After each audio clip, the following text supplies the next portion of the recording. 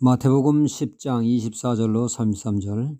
제가 처음 교회 나가면서 성경을 일주일 만에 한 번 다 읽은 것이 신앙생활하는 데 있어서 큰 유익이 되었습니다.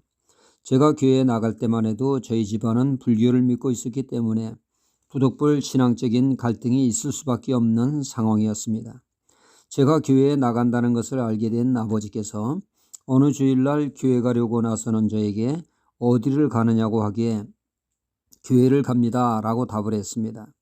그때 아버지께서 단호하게 가지 마라고 말씀을 하셨습니다. 이때 신앙의 갈림길에 놓였다고 저는 생각을 했습니다. 내 입장을 분명히 밝혀야지 애매모호한 입장을 취하게 되면 신앙은 죽도 밥도 안 되겠다라고 하는 생각이 들었습니다.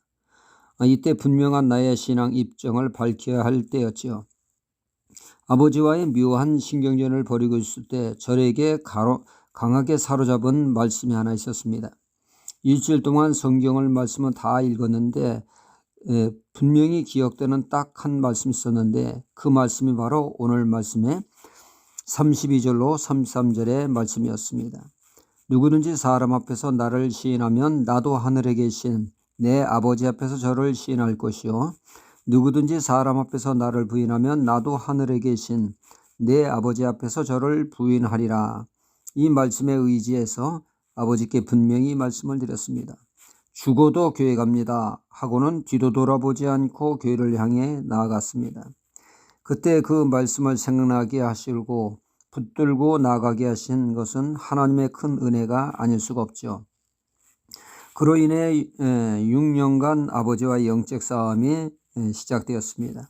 결국에 모두가 예수님을 믿는 구원의 역사가 저희 가정에 일어나게 됐습니다. 그 말씀이 우리 가족을 구원하는 귀한 말씀이 되었던 것이죠. 사단의 무기 중에 강력한 무기는 두려움입니다. 두려움을 통해 세상과 타협하게 하고 예수님을 부인하게 하는 등 다양한 역사를 합니다. 사복음서에 나오는 제자들을 보면 이를 잘 알 수가 있습니다. 그들은 너나 할 것 없이 주님과 함께 고난도 죽음의 자리까지 기꺼이 가겠다고 다짐을 하고 맹세를 합니다. 호언장담을 합니다. 그러나 막상 두려운 상황이 펼쳐질 때 그들의 말과는 사뭇 다른 반응을 보이지 않습니까?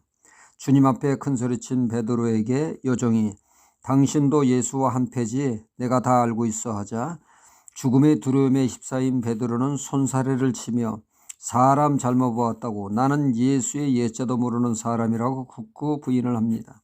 심지어 그는 예수님까지 저주하지 않습니까? 어쩌다 그가 그 지경이 되었습니까? 그는 주님을 인정함으로 자신의 생명을 잃을까 봐 두려워했기 때문에 살기 위해서 주님을 부인했던 것입니다. 하나님이 아닌 그 어떤 것을 두려워할 때 온전한 신앙생활을 지킬 수 없음을 알 수가 있습니다.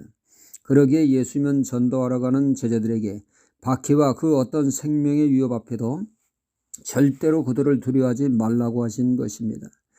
우리가 정말 두려워해야 할 분은 오직 한 분, 하나님만을 두려워하라고 말씀하고 있습니다.